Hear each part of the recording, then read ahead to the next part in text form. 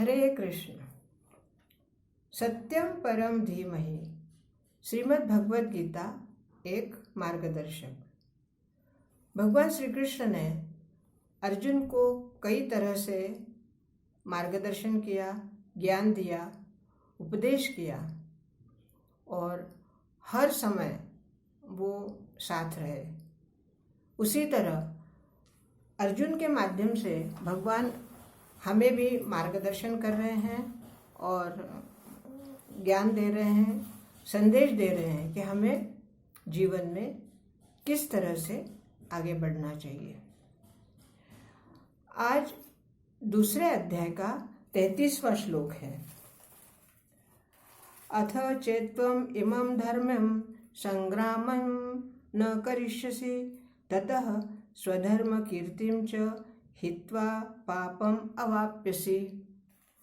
बहुत ही स्पष्ट शब्द में भगवान श्री कृष्ण कह रहे हैं,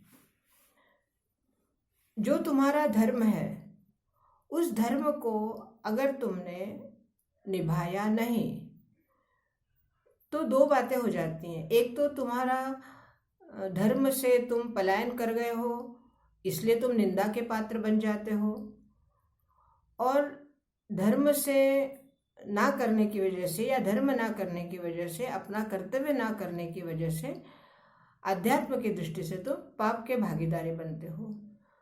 दोनों ही तरह से ये उचित नहीं है।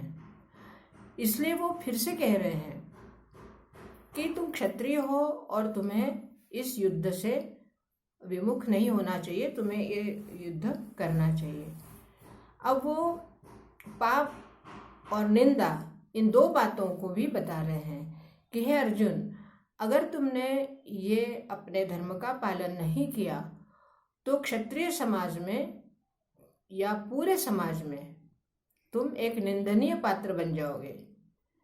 और अगर तुम हार गए युद्ध में, पहली बात है तो तुम युद्ध करना नहीं चाहते। अगर तुमने युद्ध नहीं किया तो तुम निंदा के पात्र बनोगे और पाप के भी पात्र बनोगे, पापी भी कहलाओगे, क्योंकि तुम क्षत्रिय हो और तुमने अपना धर्म नहीं निभाया है।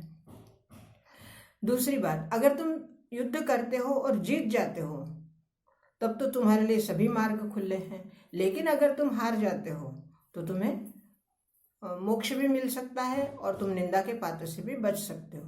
लेकिन अर्जुन अभी भी युद्ध के लिए तैयार नहीं है, तो वो उनको एक तरह से याद दिला रहे हैं क्या कि तुमने आज तक इतने सारे युद्ध किए हैं और हर युद्ध में तुम्हारी जीत हुई है। तुमने अपने तपस्या से या अपने भगवान को प्रसन्न करके तुमने अनेक अस्त्र प्राप्त किए हैं और गुरु द्रोणाचार्य की तुमने उनसे शिक्षा ग्रहण की है, उनसे शस्त्र विद्या प्राप्त की है। इसलिए अस्त्र और शस्त्र दोनों ही तुम्हारे पास है और दोनों का उपयोग अगर तुमने इस युद्ध में नहीं किया तो उन शस्त्र का, अस्त्र का क्या फायदा, किस लिए वो किस काम आएंगे। अर्थात अगर हमने कोई विद्या प्राप्त की है तो उस विद्या का अगर हमने उचित उपयोग नहीं किया तो वो विद्या किस काम की, क्योंकि व्यर्थ जाएगी। इसलिए उनका कहना है कि तुम्हें विद्या मिली है, तुमने अस्त्र विद्या प्राप्त की है, भगवान शिव को तुमने प्रसन्न करके पशुपतास्त्र प्राप्त किया है और भगवान इंद्र को तुमने प्रसन्न किया है, उनसे तुमने अस्त्र प्राप्त किए हैं, तो इसलिए तुम्हें ये युद्ध से मुंह नहीं मोड़ना चाहिए।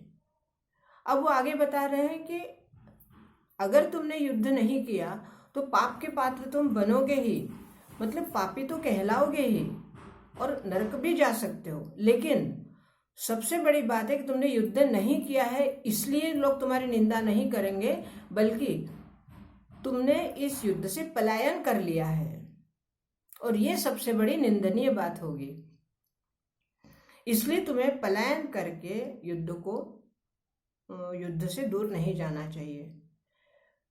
ये संदेश जो हमारे लिए है, क्या हम कई बार ऐसा नहीं करते हैं कि हमारे सामने कोई ऐसी समस्या आ जाए जिसको हमें बुद्धि चातुर्य से बगैर युद्ध किए या युद्ध करके भी, युद्ध का अर्थ ये नहीं मारा मारी करना, लेकिन जो प्रसंग हमारे जीवन में आता है उस जीवन से उस जीवन में उस समस्या से निपटने के लिए अगर हमें कुछ कड़वी बातें कहनी पड़ी या कुछ कड़वा बोलना पड़ा तो वो हमें तुरंत बोल देना चाहिए या उस बात को कर लेना चाहिए, क्योंकि हमें उस बात का ज्ञान है कि हमें ऐसे प्रसंग में क्या करना चाहिए। फिर भी अगर हम नहीं करेंगे तो इसका मतलब है हमें जो ज्ञान मिला है उस ज्ञान का हमने सही उपयोग नहीं किया, और अगर हम ज्ञान का सही उपयोग नहीं करेंगे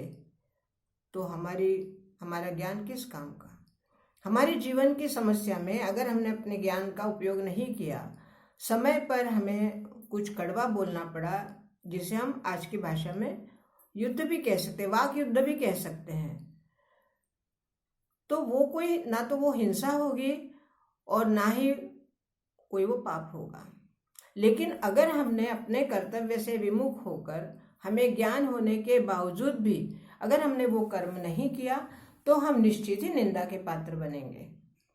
और ऐसे निंदा के पात्र बनने से तो अच्छा है थोड़ी देर के लिए हम किसी के कड़वे वचन अगर बोलकर काम सही हो रहा है तो कर देना चाहिए, क्योंकि समस्या ऐसी है, उस समस्या से निपटने के लिए आपको अपनी विद्या का उपयोग करना ही चाहिए।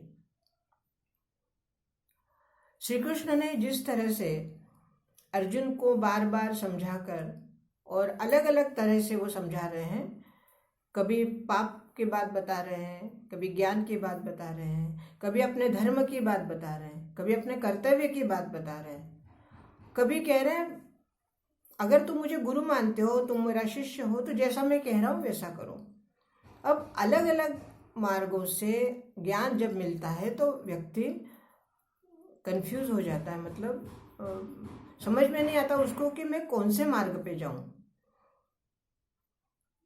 कई रास्ते दिख रहे हैं, ये भी रास्ता वो भी रास्ता। अब ऐसे में अर्जुन बहुत ही विचलित हो जाते हैं। वो आगे कहेंगे अभी अगले श्लोक में कि हे प्रभु आप मुझे कोई एक मार्ग बताइए। कभी कहते हैं आप ये करो, कभी कहते हैं वो करो, क्या मेरे लिए क्या उचित है वो सिर्फ बताओ। अगर आप कहते हैं युद्ध करो तो मैं युद्ध करूंगा, अगर आप कहते हैं युद्ध ना करो तो ना करूंगा, अगर आप कहते हैं भक्ति करो तो मैं भक्ति करूंगा। मतलब कहना के तात्पर्य है कि जब आप कोई एक मार्ग से आगे नहीं बढ़ पा रहे हैं तो आपके लिए भगवान और कई मार्ग दिखाते हैं, भाई चलो इस मार्ग से नहीं, इस मार्ग से तुम चलो। इस तरह से अगर 2 4 10 मार्ग आपके सामने आ गए, 10 राह आपके सामने आ गए, तो आप असमंजस में पड़ जाते हैं कि मुझे सही में कौन से मार्ग पे चलना चाहिए। और ऐसे ही वक्त पे आगे बताते हैं, जब हमारे जीवन में गुरु रहते हैं, वो गुरु ही हमें सही मार्ग बताते हैं, कि हमें अगर उन्होंने 10 मार्ग भी दिखाए हैं तब भी वो जो सही मार्ग है वो निश्चित बताते हैं। कुछ बातों में हमें पता चलता है कि हमारे जीवन की समस्याओं को या हमारे जीवन में जो भी परिस्थिति आती है उस परिस्थिति से निपटने के लिए हमें कोई मार्ग दिखाई नहीं देता। अगर हम किसी को सही बात बताते हैं, या भाई ये बात गलत है ऐसा मत करो, या आपने गलत काम किया है या ऐसा नहीं करना चाहिए, तो रिश्तों में दरार आ जाती है। और अगर हम नहीं कहते हैं तो हमारे मन में लगता है कि हमें पता है फिर भी हमने नहीं बताया। अब ऐसे में हमें क्या करना चाहिए? रिश्ता बचाने के लिए झूठ बोलना चाहिए, या रिश्ते को थोड़ी देर के लिए अगर दरार पड़ भी जाती है तो सत्य बात बोलकर जो सही है, जो सही मार्ग है, उस मार्गों को बताकर बाद में रिश्ते को संभाल लेना चाहिए। बहुत जीवन में कई बार इतने विचलित प्रसंग आते हैं और इतने विचलित कर देने वाली स्थितियां उत्पन्न होती हैं कि हम मार्ग नहीं ढूंढ पाते। बस इसी वक्त हमें एक सच्चे मार्गदर्शक की आवश्यकता होती है, और वो सच्चा मार्गदर्शक हमारे लिए गीता के उपदेश है, गीता का संदेश है। गीता हमारे लिए बहुत बड़ा संदेश लेकर, हर श्लोक में हमें एक नया नया संदेश मिल रहा है और इस संदेश के साथ हम अपने जीवन को और अच्छी तरह से सुचारू रूप से चला सकते हैं। आज के लिए इतना ही। मेरे चैनल को सब्सक्राइब करिए, लाइक करिए, शेयर करिए ताकि और लोग भी इसको देख सके, सुन सके और उनके भी विचार मुझ तक पहुंच सके। बहुत बहुत धन्यवाद। हरे कृष्ण।